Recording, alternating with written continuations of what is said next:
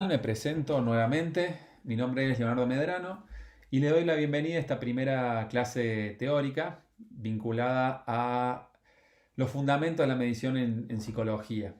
Como yo le había comentado en el primer video, en el video de presentación, básicamente la materia tiene como dos ejes, uno más vinculado a lo que es psicometría, propiamente dicho, es decir, la teoría psicométrica, donde se analizan todos los problemas sobre todo matemáticos vinculados a la medición en psicología.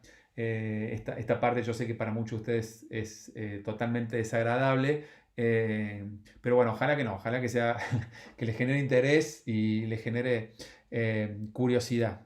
Y también la segunda parte de la materia tiene que ver con lo que es la parte de evaluación psicológica, es decir, cómo utilizamos muchas de estas técnicas psicométricas en el campo de la medición, de la evaluación psicológica. El tema es que si no sabemos esta primera parte, si no sabemos cuáles son los fundamentos de la medición, si no sabemos cómo evaluar si un test es válido, es confiable, si cumple con estos fundamentos, estos estándares que de alguna manera se exigen desde la psicometría, es muy probable que yo al momento de elegir una prueba y hacer una evaluación lo haga mal. Es decir, que elija una prueba que no es la prueba más adecuada o que no es seguro evaluar o utilizar ese instrumento. Entonces es muy importante conocer estos fundamentos y si bien yo sé que son contenidos un poco áridos al inicio, es importante tratar de entenderlos porque mucho de lo que vamos a ver después no va a tener mucho sentido, nos va a costar mucho entenderlo si no entendemos estos fundamentos de la medición en psicología.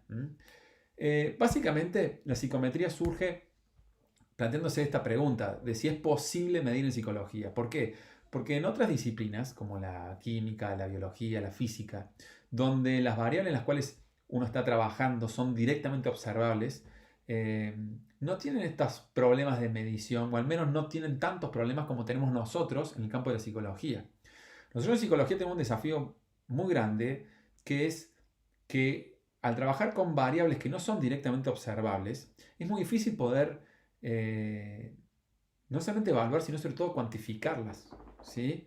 Eh, Imagínense que nosotros, por ejemplo, no podemos ver de forma directa la personalidad o los intereses que tiene una persona o las emociones o no sé, la responsabilidad. Es decir, son variables que podemos inferirlas, podemos suponer que hay una persona que tiene cierto rasgo o característica psicológica, ¿sí? Podemos decir que alguien nos parece una persona responsable, que tiene un rasgo de responsable porque vemos que tiene ciertos comportamientos y asumimos que tiene esa cualidad, pero en realidad es una inferencia porque no vemos la responsabilidad de forma directa. No es como un aura así que vos decís, uy, mira qué responsable que este tipo, voy a hacer grupo con él, ¿sí? O sea, es algo que uno infiere. Ahora imagínate que no solamente nos cuesta inferir si una persona posee o no un rasgo, sino lo difícil que es cuantificarlo, es decir, determinar la magnitud de ese rasgo y poder decir si una persona tiene más ese rasgo que otra, por ejemplo. ¿Sí? Poder hacer ese tipo de comparaciones. Entonces, eh, hasta el día de hoy se discute si efectivamente es posible medir o no en el campo de la psicología. Y lo que vamos a ver que la psicometría plantea que sí, siempre y cuando nos pongamos de acuerdo en qué entendemos por medir. ¿Sí? Vamos a poner un ejemplo. Hay una frase que dice que si algo existe, existe en cierta cantidad y que si existe en cierta cantidad, entonces se puede medir. Básicamente esta afirmación que aparece ahí es, señala que todo se puede medir y eso incluye los atributos psicológicos. Entonces, según esta definición o esta frase o este razonamiento, básicamente se puede medir, por ejemplo, no solamente la responsabilidad, sino también se puede medir la inteligencia o incluso el afecto.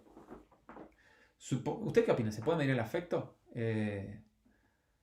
Quizás al principio uno dice, no, no se puede medir el afecto. ¿Cómo voy a medir? ¿Cómo voy a cuantificar el afecto? ¿Cómo voy a cuantificar cuánto quiero a alguien? Si eso no se puede hacer. Eh, Ahora, si vos podés decir si querés más a alguien que a otra persona, no estás haciendo un juicio de magnitud, no estás de alguna manera eh, estableciendo como una inferencia acerca de la posesión de la magnitud de un atributo, ¿sí? No estás estableciendo un orden. Entonces, eso es una especie de medición, ¿no? Ahora, ustedes me dirán, sí, pero no le estoy poniendo un número. Bueno, suponete que le pongamos un número. Suponete que voy a decir, bueno, a esta persona la quiero un 8 y a esta persona la quiero un 4. Bueno, claramente vos no podés decir que el nivel en que querés a una persona es exactamente el doble que el nivel en que querés a la otra. Pero esos números te están dando cierta pauta de que vos hay una persona que querés más que a otra. ¿Y eso no es una medición acaso?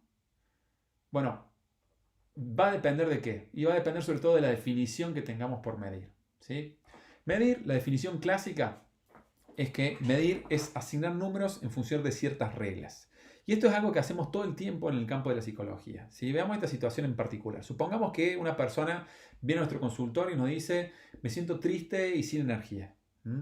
Entonces ustedes como profesionales clínicos, una primera pregunta que se van a hacer es, che, ¿tiene depresión esta persona? ¿Cumple con los criterios para diagnosticar depresión? Y la otra pregunta que se tiene que hacer es, ¿y cuál es el nivel de depresión? Es decir, ¿se trata de una depresión leve, moderada o severa? En este tipo de situación, ¿no estamos haciendo acaso un tipo de medición? ¿No estamos tratando de inferir en qué medida esa persona posee un atributo psicológico, en qué magnitud? Bueno, medir, como decía, es el proceso de asignar números en función de ciertas reglas. ¿Esto qué significa? Significa que si yo le pongo, por ejemplo, el número 3 a los casos de depresión severa, el número 2 a los casos de depresión moderada y el número 1 a los casos de depresión leve, ¿sí? Entonces, eso constituiría una acción de medir, porque estoy cuantificando, estoy asignando un número en función de ciertas reglas. Estoy diciendo, si la persona tiene estos síntomas, lo voy a considerar una depresión severa y le voy a poner un número 3. Si la persona tiene estos síntomas, lo voy a considerar una depresión leve y le pongo un 1. ¿Se entiende? Y yo a otro profesional le puedo decir, che, vino Juancito, un paciente nuevo, y me parece que tiene depresión. ¿Y qué nivel de depresión tiene? Y vos le decís nivel 3 y la otra persona dice, tiene mucha depresión, es decir, tiene una depresión severa. ¿Sí? Básicamente lo que estoy haciendo es un proceso de medición. Y ustedes me dirán, che, ¿y por qué le tengo que poner un número? O sea, ¿cuál es la gracia de poner un número y no usar directamente la palabra depresión severa? Bueno, ahora vamos a ver esto, pero también vamos a ver otra cosa. Fíjense la semejanza que hay entre usar un lenguaje y medir. Porque en definitiva, en los dos se tratan de procesos de abstracción. Yo estoy tratando de representar algo que ocurre en la realidad mediante un símbolo. Y hay veces que ese símbolo es un símbolo que son letras, pero también puedo usar símbolos numéricos. Y vamos a ver que usar símbolos numéricos tiene muchísimas ventajas en relación a utilizar letras. Porque si yo uso símbolos numéricos, si yo cuantifico, puedo hacer una serie de operaciones lógicas con esos números que no puedo hacerlas si utilizo letras. Entonces, vamos a ver que en definitiva el proceso de medición implica un proceso de abstracción, donde yo represento un atributo de la realidad utilizando un símbolo numérico. ¿Sí? Y vamos a ver que este proceso de representación puede ser de distintas formas. Y esto conlleva lo que llaman niveles de medición. Entonces, lo que vamos a ver en el próximo video tiene que ver con cuáles son los niveles de medición en psicología.